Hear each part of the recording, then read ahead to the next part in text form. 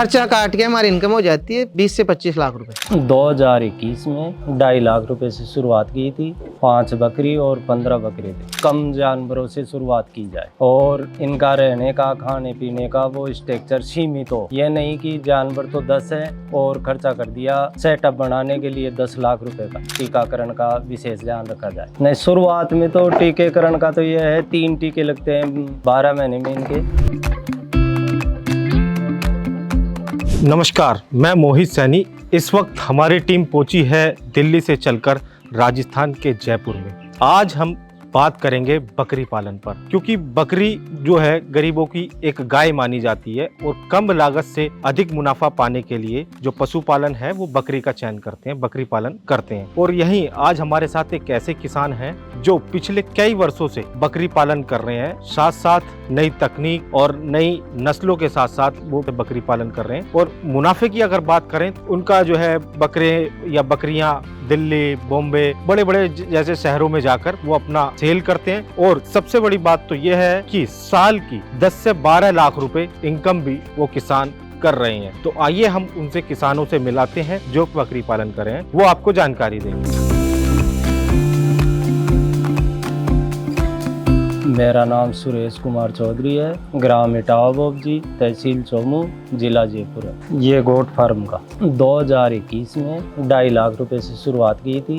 5 बकरी और 15 बकरे थे। वो शुरू में ठीक रहा, फिर उनकी सेल की तो बढ़िया पैसे बचे, उस हिसाब से धीरे धीरे बढ़ाते गए। नहीं, वो तो बंद होने का तो एक ही रीजन है कि वो मैनेजमेंट ठीक नहीं है, अनुभव कम है। एक साथ जानवर ज़्यादा लेके आते हैं, उस हिसाब से वो मैनेजमेंट बैठता नहीं है, फिर लॉस होता है तो उस हिसाब से बंद हो जाते हैं। देखिए, शुरुआत करना चाहे कोई भी किसान भाई या कोई भी, तो शुरुआत कम जानवरों से शुरुआत की जाए और इनका रहने का, खाने पीने का वो स्ट्रक्चर सीमित हो। ये नहीं कि जानवर तो 10 है और खर्चा कर दिया सेटअप बनाने के लिए 10 लाख रुपए का। वो उन्हीं जानवरों की संख्या के अनुसार ही उनका सेटअप तैयार करे, फिर जैसे बचत आती है वैसे वैसे उनका सेटअप बढ़ाते जाए।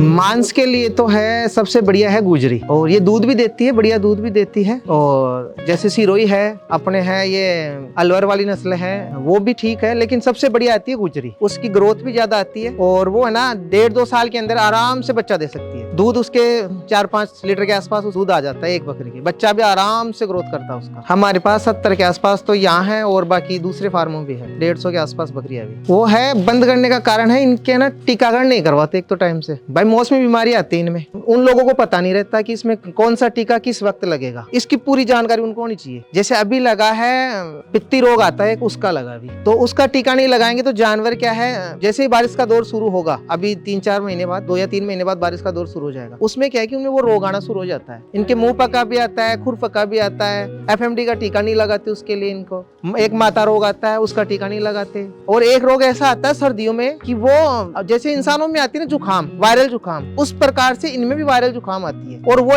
भयंकर तरीके से फैलती है। जानवर खाना दाना सब छोड़ देता है, उसमें पानी भी छोड़ देता है, उसके नाक से पानी बहने लग जाता है, गले में मतलब उसके छाले हो जाते हैं वो अल्सर के जैसे, और मतलब वो इतना बढ़ जाता है कि अंतिम उसकी मौत ही होती है जानवर की। तो ये रोग है ना एक दूसरे में फैलते हैं। उस रोग से बचने के लिए उसको क्या करना है, जिस जानवर में ये रोग है उस जानवर को अन्य जानवरों से अलग रखना चाहिए, तभी ये रोग कंट्रोल होगा।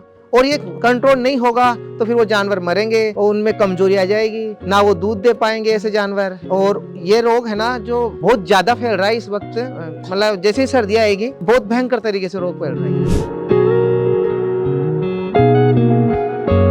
शुरुआत तो 10-15 जानवरों से अधिक शुरुआत नहीं करनी चाहिए। मुख्य बात तो यही है। और इनका रहन सहन का और टीकाकरण का विशेष ध्यान रखा जाए। नहीं, शुरुआत में तो टीकाकरण का तो ये है 3 टीके लगते हैं 12 महीने में इनके। एक तो FMD का है, एक फड़क्या का है, एक TPR का है। 3 टीके लगवाने पड़ते हैं। और फिर खाने पीने में तो ये गुवार का चारा है, मेथी का चारा ले सकते हैं और मूंगफली का भूसा काम में ले सकते हैं। ये इनके खाने की चीज़ है। और उस बाट में दलिया, उसमें बाजरा जो वो खिला सकते हैं। आज हमारे पास 100 बच्चों के लगभग है। शुरुआत 20 से की थी, आज 100 है। हर साल ईद पर सेल कर देते हैं, फिर नए लेके आ जाते हैं। कुछ हम घर की बकरियों के बच्चे हो जाते हैं, उन्हें तैयार करते हैं और बाकी मार्केट से लेके आते हैं। मेरा नाम है मनोज कुमार बुटोलिया, गांव इटावा बोबजी है, तहसील चोमू है, जिला जयपुर है। ये हमारा पुश्ते निगाह है साहब। बकरियों को पालना है, बकरियां पालन करना, सबसे पहले तो उसको है ना इनके रोगों का स्पेशल ध्यान रखना चाहिए। जो भी जैसे इनके FMD का टीका वगैरह और अच्छी नस्ल की बकरियां उसको लानी चाहिए। थोड़े जानवरों से उसको शुरुआत करनी चाहिए। ऐसा नहीं है कि सबसे ज्यादा ही पहले ही ज्यादा ले आए, और जैसे उसको धीरे धीरे उसका एक्सपीरियंस होगा उसको, और उस हिसाब से उसको मतलब सुबह शाम जो भी है जानवर को, हर एक जानवर पे उसकी नजर रहनी चाहिए कि क्या है, कौन से जानवर ने ज्यादा चारा खाया कि नहीं खाया, ज्यादा खा लिया तो कितना ज्यादा खा लिया, उसके कोई दिक्कत तो नहीं है। उस हिसाब से उसको ना जानवरों को देखरेख करनी चाहिए। और हरा चारा भी डालते हैं, जैसे पत्ती डालते हैं, सूखा चारा डालते हैं, गंवार का चारा वगैरह, और दाना भी डालना चाहिए इनको। डेली इनको दाना तो मिलना ही चाहिए, जैसे जो है मकई का दाना है और साथ में चना की चूरी वो, और पानी तो हमेशा रहना ही चाहिए बाड़ी में।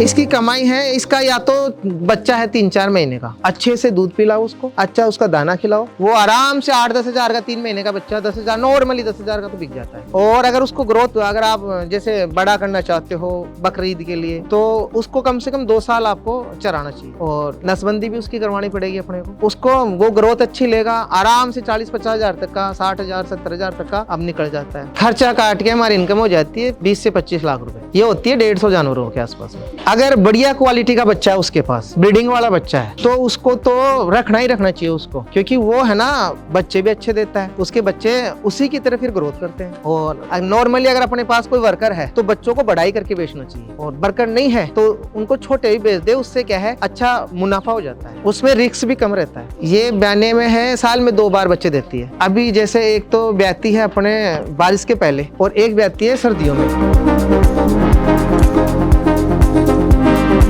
टाइम 1.5 साल में एक बकरा तैयार हो जाता है। पर डे का एक बकरे का खर्चा आता है 15 से 20 रुपए। 3 महीने तक कोई खर्चा आता नहीं है। 3 महीने बाद में 15 से 20 रुपए रोज का खर्चा आता है एक जानवर का, उसमें वो तैयार हो जाता है। इसमें लगभग 60% बचत आती है, 40% खर्चा आ जाता है। अगर हम मार्केट से कोई भी बच्चा खरीद कर सेल करके लेके आएंगे खरीद कर, तो उसमें 40% तो खर्चा आ जाएगा, 60% बचत आती है 12 महीने रखने के बाद। में कमाई यही मान लो आप, 1 साल में 43 बकरे सेल किए थे 13 लाख रुपए के, तो उनका लगभग 5-6 लाख रुपए का खर्चा था हमारा। नस्ल तो जिस एरिया में जो नस्ल फेमस है वही नस्ल बढ़िया है। हमारे यहाँ तो ये गुजरी नस्ल सबसे बेस्ट है। गुजरी नस्ल की बकरियां भी बढ़िया आती है, बच्चे भी हाइट इनकी ठीक रहती है, वजन भी वेट थोड़ा अधिक होता है इनमें, 1 से 1.5 कुंटल तक वजन हो जाता है 2-2.5 साल में। अंतर तो यही है कि जो इसकी डिमांड अधिक है, ऐसे तो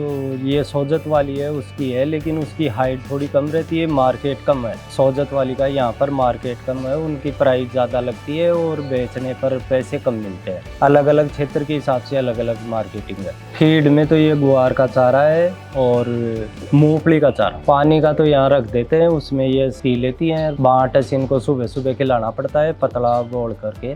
ये 14 महीने में 2 बार बच्चे देती हैं, 2 भी दे देती है, 3 भी दे देती है, 4 भी दे देती है। जैसे टीका लग गया अभी, तो उसके 14 दिन बाद एक बार रोज रिपीट होगा। वो आज अपन ने टीका लगवाया इसके, ये है ना पित्ती रोग वाला, तो वो 14 दिन बाद फिर से रिपीट करवाना पड़ेगा। और एक लगता है FMD का टीका, वो लगता है जनवरी से पहले, और या फिर लगाओ उसको बारिश से पहले, क्योंकि बारिश में रोग ज्यादा आते हैं, वो टाइम पे लगने ही चाहिए। नहीं लगाएंगे तो फिर नुकसान उठाना पड़ेगा किसान को। क्लाइमेट में जैसे अपन दूसरी जगह की बकरियां लाएंगे यहाँ, तो आने में उनके जुकाम या कोई फीवर वगैरह ऐसा बन जाता है, तो उसको मतलब मौसम के अनुसार ही मतलब रहने की व्यवस्था देख रहे हो आप, टिन शेड वगैरह इनमें सर्दियों में बिल्कुल पैक करना पड़ता है इनको, है ना, और गर्मियों में खुला भी रखना पड़ता है। इनको छांव की भी पूरी आवश्यकता पड़ती है। दूसरी जगह से जानवर लाएंगे अपन, तो उनको तो स्पेशली वैसा ही माहौल मिलना चाहिए। अगर कोई जानवर, अगर बीमार जानवर आ गया तो अपने जानवर भी उसके साथ बीमार हो जाएंगे, या फिर वो जानवर बीमार जानवरों में आ जाएगा तो वो भी बीमार हो जाएगा। उसके लिए उसको वैसे ही मौसम में थोड़े दिनों के लिए अलग रखो, और फिर धीरे धीरे इन जानवरों में उनको मिला दो। कमाई का सौदा है, बढ़िया कमाई, किसान अपनी आवश्यकता को पूरा कर सकता है।